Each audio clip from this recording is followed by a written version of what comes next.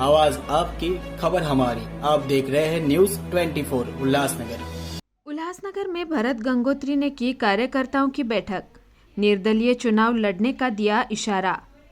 उल्लासनगर विधानसभा क्षेत्र से भाजपा उम्मीदवार कुमार आइलानी की छवि और सर्वेक्षण रिपोर्ट अच्छी नहीं होने के कारण पार्टी ने उन्हें वेटिंग पर रखा है।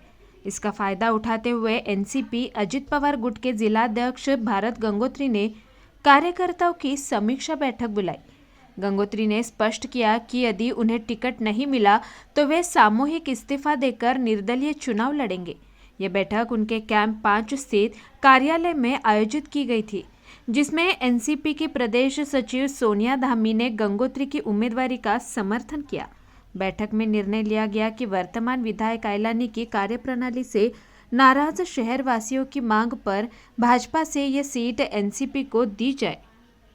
देखिए, जिस तरह अभी इलेक्शन बहुत नज़दीक आ गई है और सभी पार्टियों के लोग अपने अपने कैंडिडेट डिक्लेयर कर रहे हैं और हमारे उल्लासनगर के 141 की सीट जो अभी तक डिक्लेयर नहीं हुई है, हमने पक्ष को पूरा यहाँ का जो पब्लिक की जनता की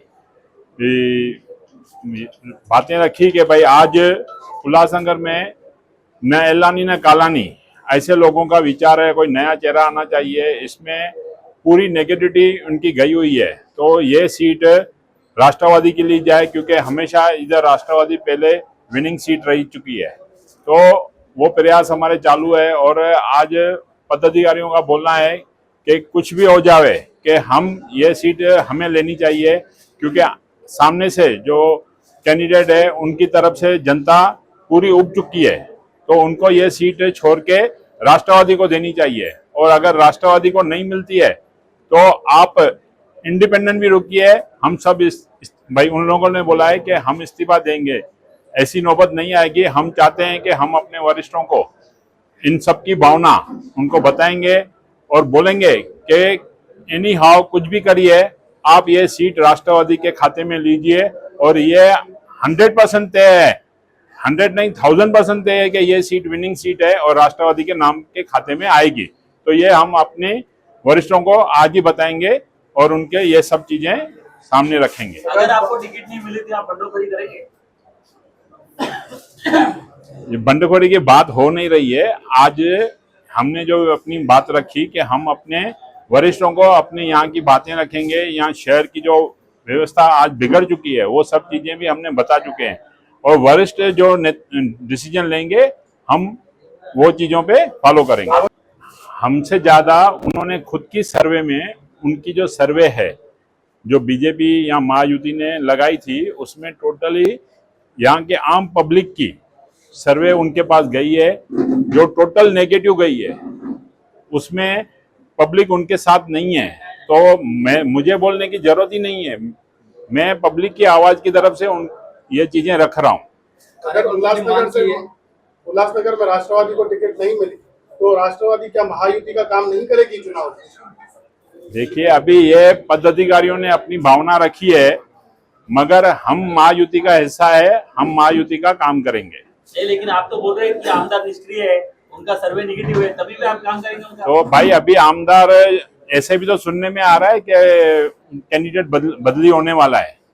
हाँ, फिर वो कुमार की जगह दूसरा कोई आ सकता है, तो बाकी की चीजें बाद में करेंगे। आपका इस सिलसिले में कुछ वरिष्ठों से भी बात हुई है कि कैंडिडेट बदल रहा है? नहीं, हमारा ऐसा कुछ भी हुआ नहीं है। बाकी जो हमने अभी तक बीजेपी की तरफ से माध्यम से सुना है कि भाई कैंडिडेट बदलने की उनकी चल रही है। देखिए, आज की जो बैठक थी वो 141 उल्लासनगर विधानसभा को लेके पदाधिकारियों की बैठक ली गई थी, जिन्होंने जो इतने सालों से पदाधिकारी भरत जी गंगोत्री के साथ काम कर रहे हैं, उन्होंने अपनी अपनी मंशा जाहिर की कि वो चाहते हैं कि जनता की मांग पे इस बार उल्लासनगर में भरत भाई गंगोत्री एज ए जो आमदार है वो चुन के आए। और उन्होंने उनके किए हुए कामों का पूरा अड़ावा रखा और साथ में उनसे बार बार ये कि हमारे शहर को आप जैसे एक नेता की बहुत ज़रूरत है।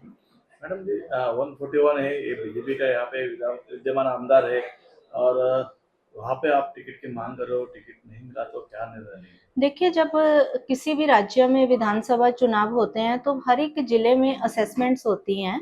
तो ऐसे ही पूरे राज्य में, महाराष्ट्र राज्य में भी असेसमेंट्स हुई हैं, जहाँ से 30 जगह ऐसी आई हैं कि भाई जिधर बीजेपी का काफ़ी नेगेटिव डिटेल गई है, उनके भले ही जनता की हो या आपस में पदाधिकारियों और कार्यकर्ताओं की हो, तो उसमें उल्लासनगर भी एक है, क्योंकि महायुति में 3 पार्टीज एक साथ चुनाव लड़ रही हैं, तो वो तीनों को डिस्कस करके ही वो डिसीजन लेना होगा। तो हमारे पदाधिकारी और कार्यकर्ताओं की डिमांड है कि ये जो सीट है बीजेपी की नेगेटिव असेसमेंट जाने की वजह से राष्ट्रवादी के खाते में आनी चाहिए। मैडम, कुछ आज की बैठक में कुछ कार्यकर्ताओं द्वारा इस्तीफा देने की भी ऐसी बात जानकारी सामने आई, क्या था वो मामला? देखिए, ऐसे है कि उन पदाधिकारी और कार्यकर्ताओं की मैं जो धारणा है, उनकी भावना है, उनका मैं कदर करती हूँ। पर हम महायुक्ति के जो कमिटमेंट्स हैं, उसमें हम बंधे हुए हैं। मेरा प्रदेश पे पोस्ट है, तो मैं उनके जो इस्तीफा देने की बात है और अपने कार्यकर्ता और पदाधिकारियों की जो मांग है, मैं वो आज ही रात को अपने वरिष्ठों से फ़ोन पे बात करके पूरी उनको स्थिति का जानकारी दूँगी। आप प्रदेश पे हो और टिकट की मांग कर रहे हैं, इस उन सभी बातों को लेकर वरिष्ठों से कुछ बात हुआ है प्रदेश पे?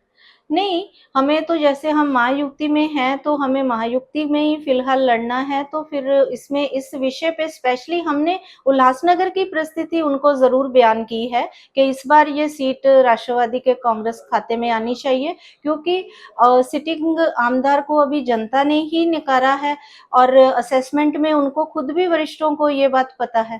टिकट ना मिलने पर महायुति का काम करोगे? देखिए, ये क्वेश्चन मुझे लगता है अभी अर्ली होगा, तो आने वाले 1-2 दिन हैं, तो मुझे लगता नहीं है कि पत्रकार भाइयों को अभी ज़्यादा इंतज़ार करना पड़ेगा, तो जल्दी ही 1-2 दिन में आप पिक्चर क्लियर हो जाएगी। धामी जी, गए 2 साल से आपकी जो पार्टी है वो बीजेपी और शिवसेना के साथ युति में है, महायुति में। तो शहर विकास के बारे में कोई मीटिंग लेते हुए कुमार ऐलानी ने जी के आपको कभी बुलाया था क्या? नहीं, जहाँ तक मुझे याद है एक सिर्फ नहीं, शहर विकास की मीटिंग के लिए कुमार ऐलानी की तरफ से मुझे तो कोई इनविटेशन नहीं आया गया था। तो फिर आने वाले भविष्य में अगर कुमार ऐलानी जी को भाजपा की टिकट मिलती है, तो आप लोग एक दिल से उनके साथ काम करेंगे? देखिए, हम वरिष्ठों के आदेश पे चलने वाले हैं, तो जैसे वरिष्ठों का आदेश होगा हम उस पे काम करेंगे। तो बाकी अभी 1-2 दिन का ही समय है, तो जैसे ही ये 1-2 दिन समय बीतता है तो पूरी जो स्थिति है सब लोगों के सामने आ जाएगी।